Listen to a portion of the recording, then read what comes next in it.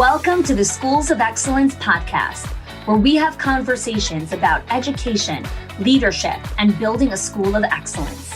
The goal on this show is to bring you clarity, up-level your mindset, and give you practical strategies and inspiration so you can show up with confidence and trust your decision-making. I'm Chani Wolshansky. I'm a mom of 4 under 10, a former New Yorker, and been in the early childhood field my entire life. And I'm so grateful that you've joined me for this conversation. Today's an exciting episode. Usually my episodes are solo of me talking about all things leadership and culture and retention and all the things. And today I'm sitting down with Scott Wayman, who's the CEO and founder of Kangarootime. And we have a really in-depth conversation that goes in a lot of different directions. And for those of you that have followed our live streamings where we have owners-only conversations on Facebook, you know that our conversations kind of take a lot of different turns. But today we really dive into how to really choose and discern when it's time to take on an investor or really look at capital funding. We talk about, in general, the mindset of working alongside people, trusting people. We talk about what your burn rate is as a leader and understanding how you're going to know when it's time for you to make that quantum leap forward. We talk a lot about the inception of Kangarootime and what Scott went through in his journey of really raising capital funding and how he really used it to build a phenomenal software company that really supports early childhood leaders internationally at this point. He's really going into all these different markets. We talk about the upcoming Balance Conference, so many other things. Again, if you've ever heard our conversations, there are so many little nuggets in between all the things that we're talking about. And if you've never heard any of our conversations, buckle up. This is a fun one. All right. Thanks so much for joining me. And please enjoy my conversation with Scott Wayman. Hello, everyone, and welcome back to the Schools of Excellence podcast. And so I'm super excited to have here the CEO and founder of Kangarootime, Scott Wayman. Scott, thanks for joining us here today. Honey, it's always a pleasure to get together. And so I work in 2 places. I live in Long Beach, California, about half-time with my wife, which no offense to anybody else anywhere in the world, but it's my favorite place to be. She's incredible and she likes me. I don't know why. And then I'm in Buffalo, but honey, when I'm in Buffalo, I'm so loud. People there, they always make funny comments like, "Oh, we love it when you're on with Hani." You know, we hear stuff we don't usually hear you say. We hear stuff, you know, just kind of the nuggets. And I'm like, it's all Hani. She just draws it out of you. She does. That's her spirit and gift. Yeah, awesome. So I want to kick us off with actually continue the conversation that we started several months ago. We did a Facebook Live that we ended up bringing onto the show because it was so well received about capital funding and about what it means to look for investors in your childcare facility. So just quick reference, if you haven't listened to that episode, and definitely go back and listen to it after you listen to today's episode. We started to have a conversation about how in childcare, bootstrapping and really almost kind of going into debt is considered the norm, right? Like you start with whatever funding you have and you try to slowly scale the company. And so Scott had really brought this whole new perspective into what would it look like if we took on investors? What would it look like if we looked at some capital funding in scaling quicker, looking at acquisition or merging with other locations and really growing the company faster? And the feedback was huge. People privately messaged Scott and was asking for some advice. And so this is a need. We are looking at this as a need across the market here in America. And so, Scott, I'd love for you to touch on and take us a little bit deeper in what were some of the questions that some of the owners even asked you, or where do we take this conversation further based on our last chat together? Honey, I think the most important lateral square when you look at the concept of taking on partners inside the business is kind of like changing the mindset. So, honey, I told you before we started the podcast, and I've told you this a number of times, I think I came from a really modest background. I'm so grateful for my family. My mom and dad were these wonderful altruistic people. And I didn't have like Harvard Business School training. I didn't have like the entrepreneur dad or anything, though I had the best dad. I love him. God rest his soul. But I think my mindset for really optimizing what I could do with my talents inside a business, it was all wrong. I think we all kind of grow up on these melodramatic Like, what's the TV show? Succession. Like everything in the world is Succession, and everybody around the world is trying to take this beautiful, wonderful business thing that you've grown from nothing into something away from you. And the mindset you should be carrying along with you is, to take on investors, to leverage more capital, is like bringing on new best friends and people into the business to help you with accountability and help you with different skills and talents. So I think first and foremost, for many of you who have scrapped your way, I love the origin stories of the typical childcare center of, oh, I was pregnant and I went out and I toured 10 centers, and none of them, they were all wonderful and everything, but I thought I could do better and started my own. So you go from that to, you have a really nice business. You have a great playbook. You have something that's investable, and you realize that it's investable, and all you need is to put kerosene on the fire and let it burn brighter and faster and let it scale. And you bring partners on. And that mindset for me, not coming from a business background or a business family or this legacy of business, not going to business school really until later in life, that mindset is something that you have to be familiar with. And I always say, if you're going to be an entrepreneur, it's a sickness. So have a partner, have somebody that will hold your hand in the hospital, and also somebody that helps you, comes alongside you, puts money into the business, brings with them some expertise. So it's all mindset and growth. Yeah. So I want to touch on what you were talking about, like the concept of the new best friend. And I think it's kind of relevant. So Mayer's my husband, we started watching a show that someone recommended to us, which is Undercover Billionaire. Have you watched that show? I have. I cry every time. I can't stand it. I'm a crier. I cry. Oh, I cry during every single day. I'm always the worst person to watch anything with because I ask 1,000 questions and I'm like crying and laughing. And like Mayer's like, just shut up and just watch it. Like, I don't know the answer to your question. Just watch. Right.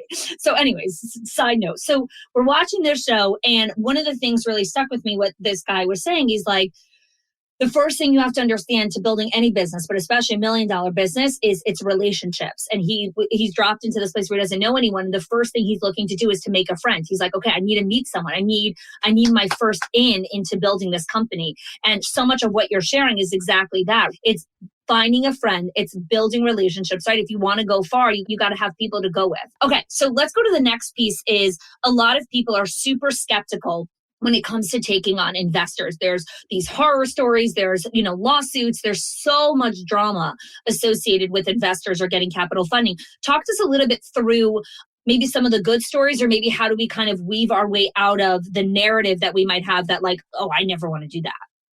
Yeah. So it's funny. I won't say who it was, but years ago in 2015, when I went to my first trade show, I was funding Kangarootime myself.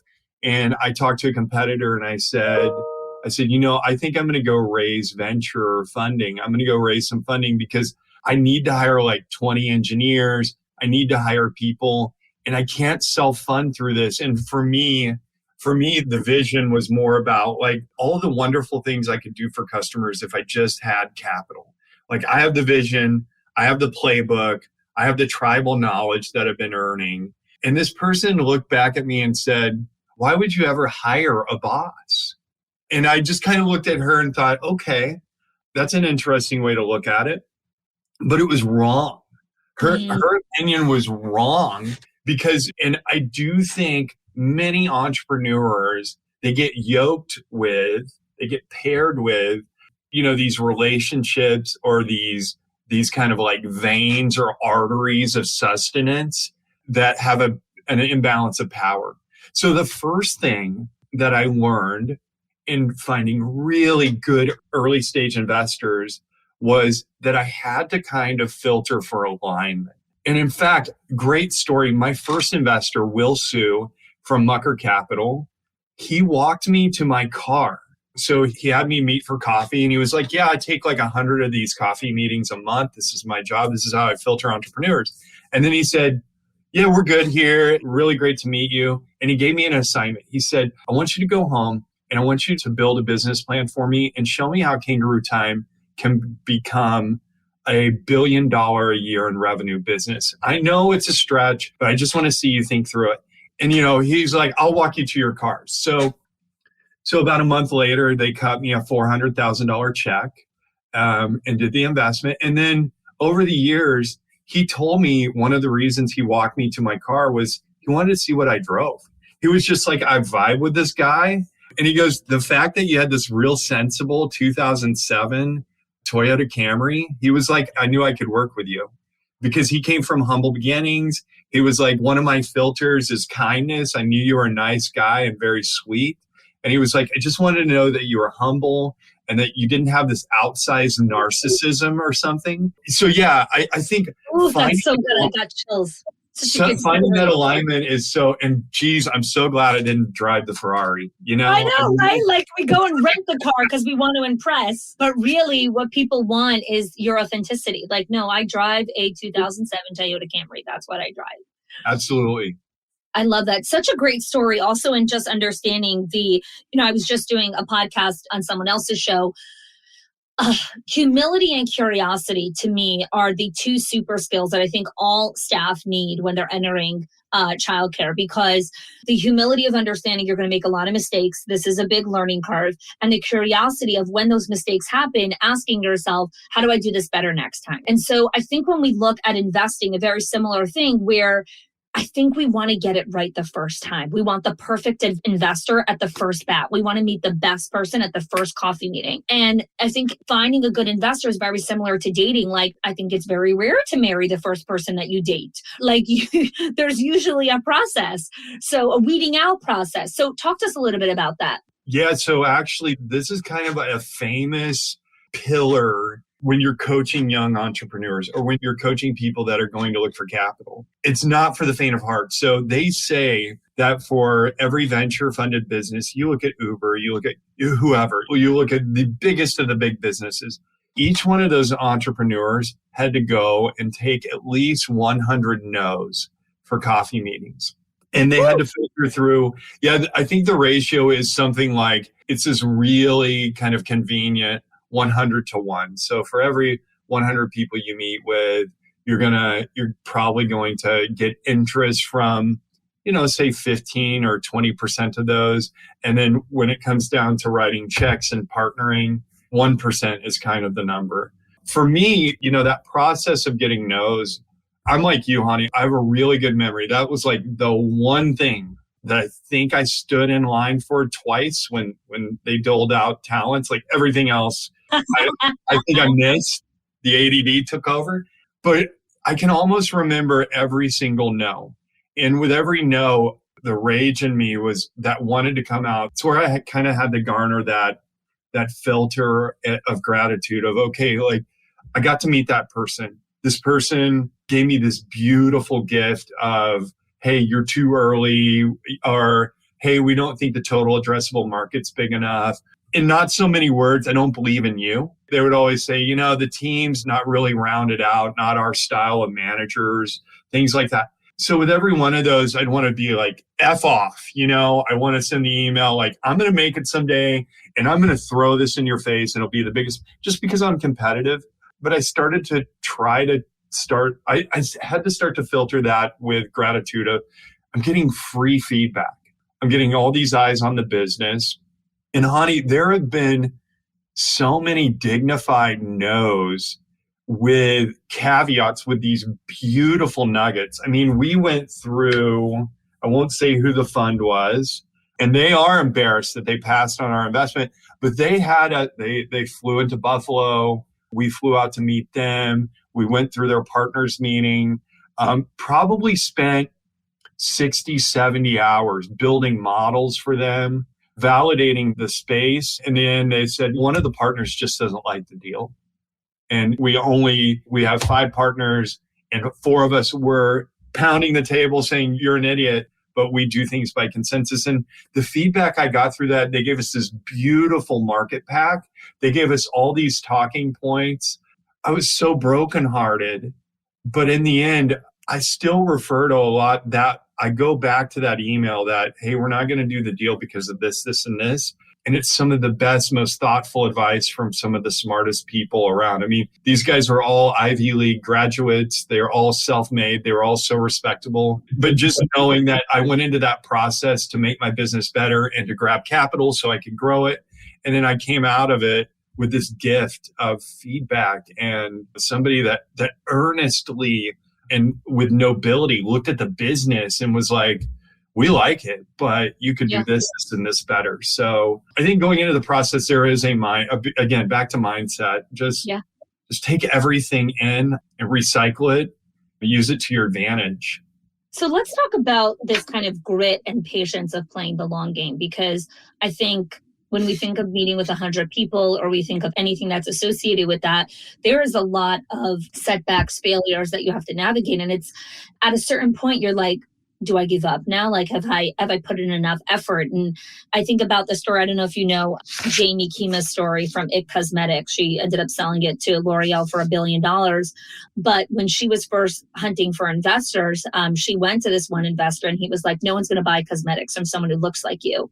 And in the end, when L'Oreal bought them for $1 billion, he actually called her and said, you were right, I was wrong, because he didn't end up investing in her. And, she built $1 billion company. But when I hear her story and I hear stories like yours of just people that kept going after investors and kept being told no, or being told things like no one's going to buy makeup from someone who looks like you, right? Just totally humiliating people. The determination and the grit to keep going anchors back to your why, right? Her why was larger than life for what she was going after. Your why, very strong. So let's talk about before a school leader really goes after looking at capital funding or investing, there has to be a re-anchoring to their why because of all the setbacks that they need to anticipate that's coming. Yeah, I think there also has to be kind of a quarterly or a monthly assessment. In that assessment, Honey, you and I were hustlers. We've both built our businesses on getting like super outsized results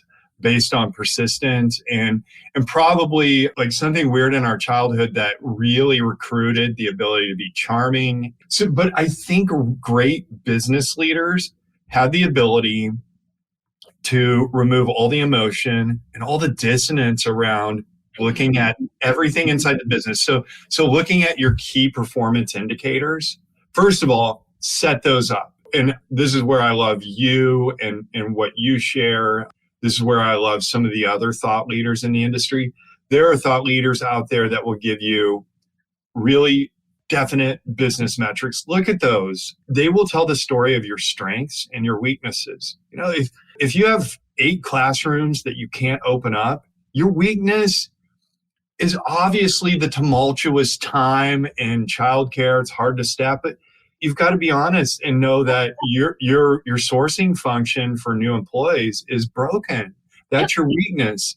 I've been there. Yeah. When I was fundraising, filling seats was very hard for me. When I'm not fundraising and my time is not bifurcated, I'm really good at recruiting. So let's talk about that for a second. I need to interrupt you for 1 second and talk about that, because this is just, again, going back to that show, Undercover Billionaire. I'm sorry, I'm going to reference it a lot because I just watched it last night. But one of the things he was talking about was, he's like, I have to make enough money to survive. That's my first thing, because every moment that I am spent on survival is a minute that I can't work on my business. When you are in survival, right? When he was looking at like, okay, I just need to make enough money to get my rent, gas, food. Every minute that I am in survival, I can't work on my business. I'm just trying to survive. Honey, why did you do this to me? Okay, I'm sorry, I'm gonna make you cry. you know nothing about kind of like my thesis on this. I have a huge thesis on this. So you don't know this, but I make lots of money. Not lots of money, but I started investing in real estate about 20 years ago. Yeah. We've spoken about this, that you have. Yeah. So my goal was to have passive income that would pay all my dwelling expenses, all my food, shelter, all my basic needs. And my goal there was, I think that was kind of rooted in kind of like, a little bit of financial insecurity growing up and everything. Sure. But I became super, super vigilant in my 20s and 30s about saving money and buying cash flowing entities. And I'll say like once I got to a point to where I had $20,000 a month of passive income coming in, that's when my entrepreneurship kind of like my trajectory blew open.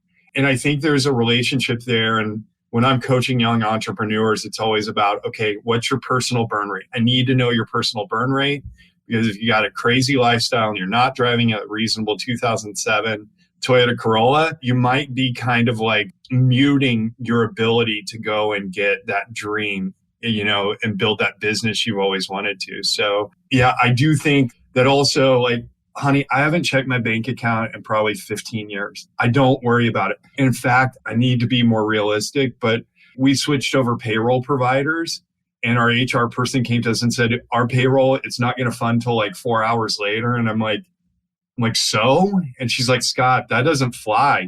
People get stressed. They live paycheck to paycheck. Anyway, bottom line, this is totally a departure from where we started, but I'm a firm believer you should work very, very, very hard to backfill your personal burn rate and spin up businesses or passive income so that you can go all in when you decide to do your big thing. I haven't read that in a business book. I was telling Jessica, my wife, the other day, I was like, I'm going to write this book called No Dwelling. And the thesis is built around like you buy, you invest in businesses or in things that can give you cash flow that pay for your housing.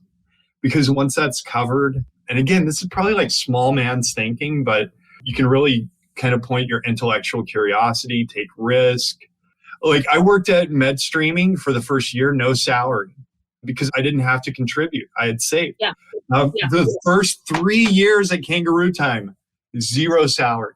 Right. Zero salary. So again, everyone starts in a different place. I can never not take a salary. I got 4 kids to feed and 4 tuitions to pay. So the big thing that we're talking about here is really understanding what does it cost you to live and when is enough enough? I think that's a big question I ask a lot of owners.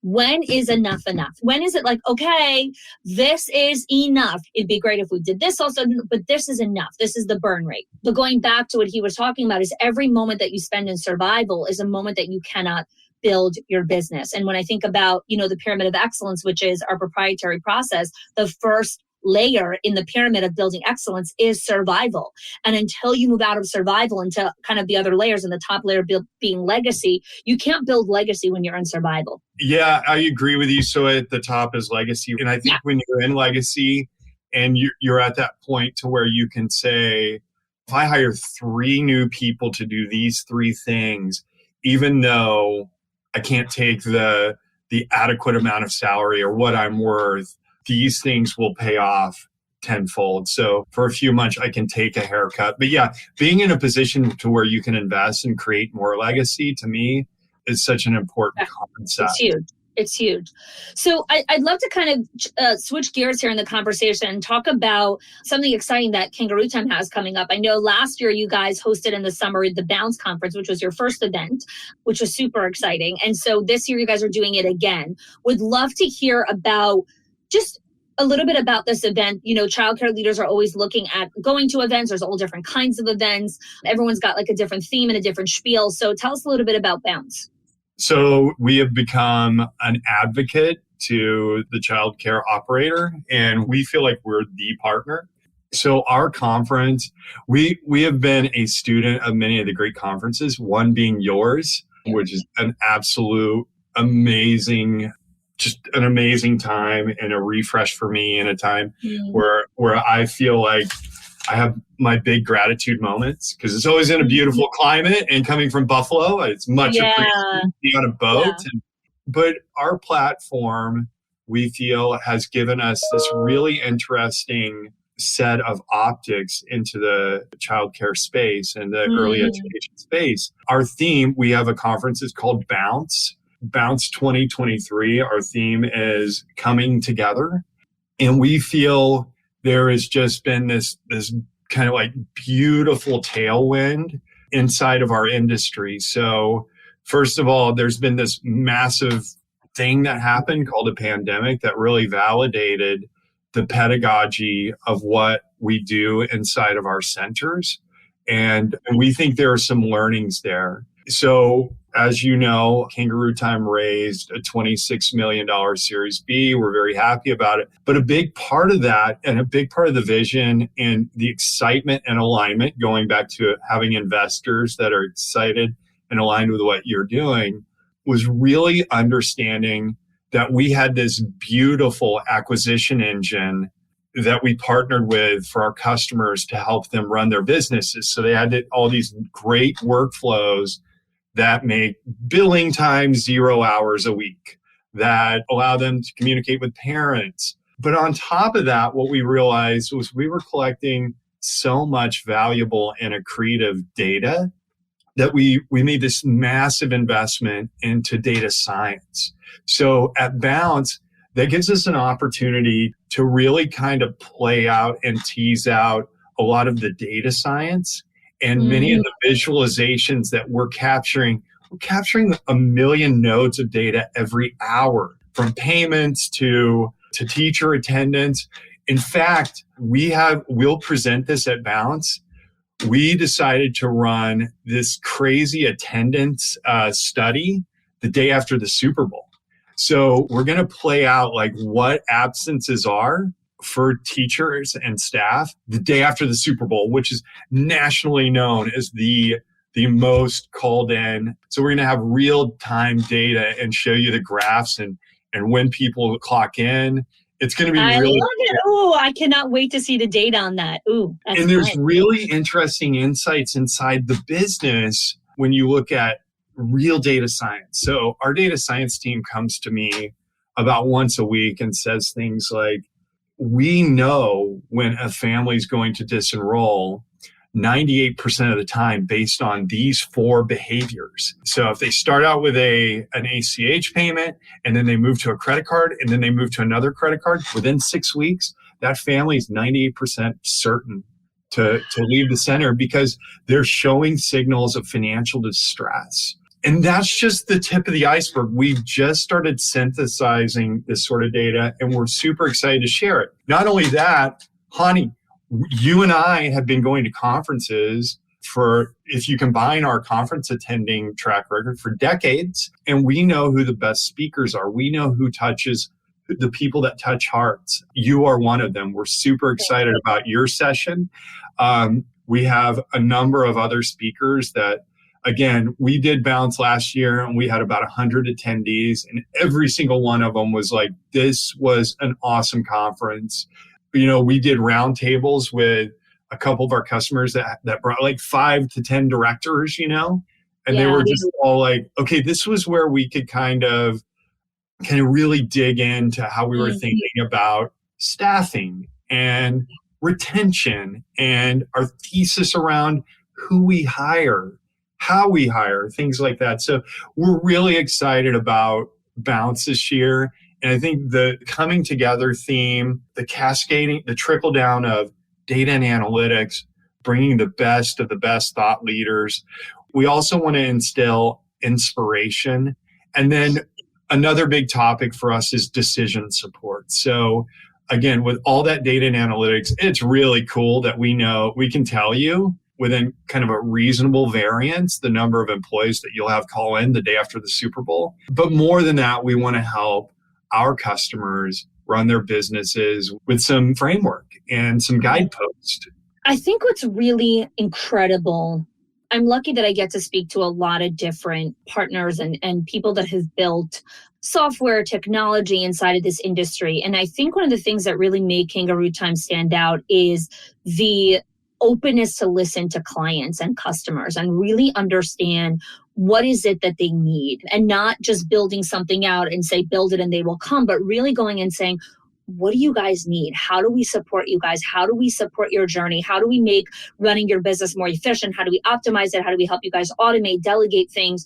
And I think that curiosity, which started in the beginning, but continues to go even as you guys have built and fundraised so much, is really a hallmark of just the values of the organization, which is why I'm so excited to be part of the event this year. Honey, we're really excited about it. I will just say I've been very fortunate to have been capitalized, to have the ability to go raise enough capital, but also work with a team that has built a methodology and a flywheel around listening to customers. Because you know what happens? You start running a business and the thing starts doing what it does. It kind of has its own soul. It has its own heartbeat. I think one of the things that I've been super fortunate to be associated with and bringing people into the organization are people that love to listen to our customers. And not only do they love to listen to our customers, they built framework around that being sustainable. Again, we have competitors. We work with customers that have said, we've been asking for the same thing for 10 years. And then you guys come along and you listen. A big part of that is we have had people that insist on building flywheels so that they can listen to customers, get back to them, sometimes deliver bad news to say, hey, we love that idea. We know that you want a green button on the screen, but we're not doing that because it's just not the best thing for everybody. But yeah, designing a process so that you can deliver value back. And that feedback loop, the etiquette around communicating, the kindness that's infused with hearing people and talking things through with them, it's something that I think we've been fortunate enough to hire people that live for that. I love that. Again, like so much of what today's conversation about is just really like best business practices and really what it means to build a long-term sustainable brand in the market. And so even if you're consider yourself a small childcare center, I only have the X amount of teachers, I only have one location, I only have two locations, it doesn't matter. Like building your brand, building your legacy is not about how big your company is. It's the impact that you're making with the people that you are privileged to serve on a day-to-day basis. And I think that's what makes this company so unique and just grateful for what you guys are doing in the world. So how can people find out more about Kangarootime? How can they find out more about Bounce if they want to continue this conversation with you guys? A couple of ways. So the first thing, I'm going to tell you a little more about Kangarootime. So tell us. First of all, we just became a B Corp. So a certified benefits corporation. That means we changed our charter. We're no longer a Delaware C Corp. We've transitioned to a B Corp, which means the charter of the company has changed. And instead of the relentless pursuit of profits, we are really stewards of doing what's best for our customers and for the industry. You know, we join a great cohort full of wonderful companies like Tom's and Ben & Jerry's. We are super proud of that. And our employees were excited about it. So everybody in our company owns a bit of Kangarootime. So we're super happy about becoming a B corporation. And we'll be talking more about that in the future. I do think every childcare company should become a B Corp. And again, it does nothing to the value of the company or the value of your stocks, but it does. Are you guys going to become publicly traded? Probably, yeah. That's on the roadmap. Is that on your roadmap? Okay. We're sharing a lot of secrets over here on the show. Yes, yeah. So someday, and forever we thought we were just a tweener. You know, we didn't think we had a big enough business to be that, and we would build this really nice thing. But yeah, that is our goal, to really grow it. We have become international. Yeah. We do exist in Australia. We are opening business in the UK. That's a new announcement. We've just contracted a very large customer over there. But yeah, to learn more about our company, please visit our blog. That's the face of kind of the frontward cut to the world-facing layer that we want you to start with. So that'll have a number of articles and thought leadership posts, many by you, honey. Go to kangarootime.com/blog. Or just go hit our website. It's a great place. If you want to learn more about our platform, we are huge on jumping on a demo and just talking about center economics. That's where we start. And then we'll start to talk about family engagement, our enrollment platform, our CRM platform, all the other pieces. We have a really comprehensive product for enterprise businesses. In our opinion, the first to really nail the enterprise offering. And then also for if you are a single center with 50 students, we want to be the first platform and the last platform you ever use. Yeah. I love that. And if you want to find more about Bounce, you can definitely go to their website as well. There's just all the information is inside of there. Scott, what is just one insight that you want to leave us with on what it means to really build a business of excellence. This podcast is called the Schools of Excellence podcast. Everything that we talk about is about building excellence. What is your definition of excellence? Yeah, I think if you can build a business that has like a relentless prioritization for their customers, you've done something right. But more than anything, I think we wanted to build a company that filtered for two things. One was just greatness. We wanted to be really good for our customers and shift the narrative around the softwares that they use, because many of our customers are disappointed. And then two was kindness. I have inherently just been so drawn to people that are good and noble and love on other people. If you infuse that into your organization, you can't lose. You might have some deltas with some technical talent, but you can find that. I love that. Scott, it's always a pleasure speaking with you. I'm glad we got to have a little bit of a longer conversation today. This was great. And thanks for joining us on the show. Loved it. Awesome. Can't wait to do it. If you are loving the Schools of Excellence podcast and have gotten any value out of it for your school, I would love if you can do two things for me. One, subscribe to the show so you never miss an episode. And two, can you please leave us a review? Reviews help other school leaders know that this is the place to learn how to build a school of excellence. And I would be so grateful if you can do that for us. Your help and support makes this show to be able to be listened by the thousands of other school leaders all around the world. Thanks so much for listening, for giving us your time and attention each and every week. And I appreciate that you have joined us.